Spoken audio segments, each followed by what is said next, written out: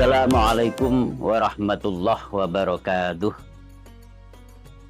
Bismillah, alhamdulillah, wassalatu wassalamu ala rasulillah wa ala alihi wa ashabihi wa man tabi'ahu ila yaumil qiyamah.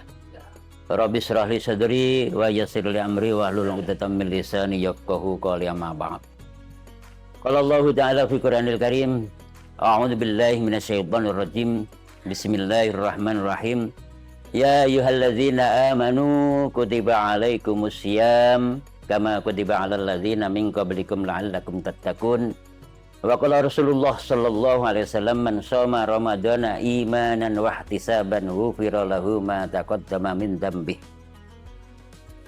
Bapak-bapak, ibu-ibu, hadirin wal hadirat yang kami hormati, pertama mari kita panjatkan puja dan puji syukur kepada Allah Subhanahu wa taala yang telah memberikan rahmat serta hidayah kepada kita bersama sehingga pada hari ini kita bertemu dalam rangka thalabul ilmi. Mudah-mudahan atas kehadiran kita dan pertemuan kita ini benar-benar membawa manfaat fid dini wad dunya hadal akhirah, amin ya rabbal alamin.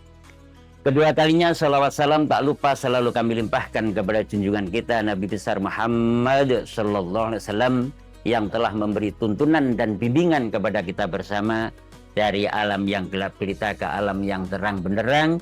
Yang kami maksud adalah tuntunan-tuntunan dan ajaran-ajaran agama Islam. Ketiga kalinya kita sama-sama dipanggil oleh Allah dengan panggilan yang istimewa. Mengapa kita dipanggil oleh Allah dengan panggilan yang istimewa? Karena kita dipanggil sebagai orang-orang yang beriman kepada Allah Subhanahu wa taala. Banyak sekali orang yang ada di dunia ini, ada yang muslim, ada yang beriman kepada Allah, ada Yahudi, ada Nasrani, ada Majusi. Kalau yang dipanggil oleh Allah orang-orang yang beriman, tentu akan patuh dan taat melaksanakan sesuai dengan perintahnya. Kalau kita mengaku sebagai orang yang beriman kepada Allah, dipanggil oleh Allah tidak mau memenuhi panggilannya. Ini kalau kita contohkan, sekarang ini banyak sekali orang yang jualan keliling. Ada jualan bakso, ada jualan sate, ada jualan mie ayam. Kalau tukang bakso itu dipanggil pembeli tidak mau berhenti dan tidak mau melayani sesuai dengan pesanan. Dan tiap dipanggil kok tidak mau melayani sesuai dengan pesanan, tentu baksonya tidak akan laku. Begitu juga kita mengaku sebagai orang yang beriman kepada Allah, dipanggil oleh Allah untuk menjalankan ibadah puasa tidak mau melaksanakannya. Dipanggil oleh Allah untuk melaksanakan sholat Jumat tidak mau melaksanakannya. Dipanggil oleh Allah untuk melaksanakan sholat 5 waktu tidak mau melaksanakannya. Maka imannya tidak akan laku. Sesuai dengan keterangan la imanun bila imanin, bila amalin wala amalun bila imanin. Tiada iman yang sah yang diterima oleh Allah kecuali disertai dengan amal. Dan tidak ada amal yang sah yang diterima oleh Allah kecuali disertai dengan iman. Jadi kalau ada orang yang beragama lain kok ikut berpuasa, ya tentu puasanya tidak akan diterima oleh Allah Subhanahu wa taala. Kaum muslimin yang berbahagia, apa untungnya kalau kita memenuhi panggilan Allah? Rasulullah sallallahu alaihi wasallam bersabda, man shoma ramadhana imanan wahtisaban ghufira lahu ma taqaddama min dzambi. Barang siapa yang berpuasa di bulan Ramadan dengan iman dan ikhlas, maka dosa-dosanya akan diampuni oleh Allah Subhanahu wa taala. Perlu kita ketahui apakah semua dosa yang akan diampuni oleh Allah sebab kita melaksanakan puasa di bulan Ramadan. Tentu tidak. Apakah semua dosa yang akan diampuni oleh Allah sebab kita melaksanakan sholat Jumat? Karena sholat Jumat pun menghapuskan dosa yang kita lakukan di antaranya. Tentu tidak. Apakah semua dosa yang akan diampuni oleh Allah sebab kita melaksanakan sholat 5 waktu? Tentu tidak. Karena sholat 5 waktu pun menghapuskan dosa yang kita lakukan di antaranya. Karena apa? Dosa itu ada 2 macam, ada dosa hakullah dan ada dosa hakul adami. Dosa hakullah pun ada 2 macam, ada dosa besar dan ada dosa kecil.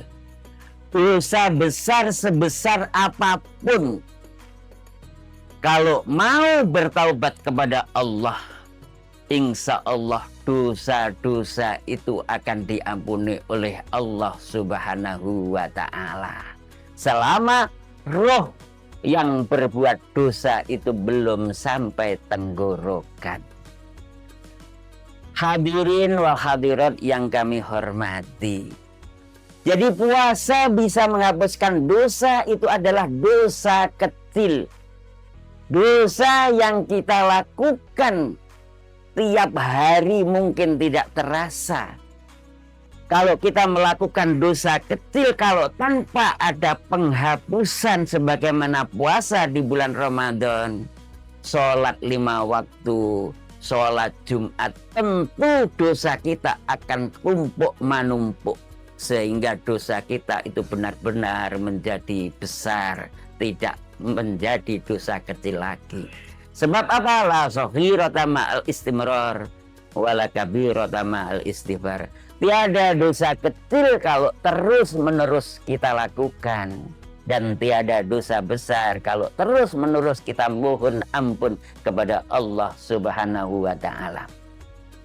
Kemudian dosa yang tidak bisa diampuni oleh Allah sebab kita melaksanakan sholat 5 waktu, sebab kita melaksanakan sholat Jumat, sebab kita melaksanakan ibadah puasa, itu adalah dosa hakul adami. Dosa hakul adami tidak akan bisa dimaafkan oleh Allah sebab kita ibadah puasa. Tapi dosa hakul adami bisa dimaafkan oleh Allah kalau kita mau minta maaf kepada yang bersangkutan.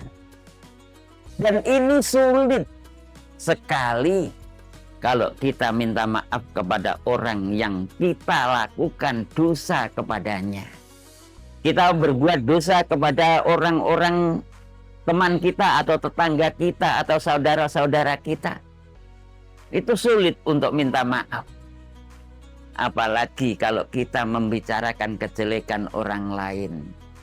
Kejelekan orang lain itu Masya Allah, itu juga larangan dari Allah Subhanahu wa Ta'ala. Kita tidak boleh membicarakan kepada siapapun kecuali membicarakan yang baik.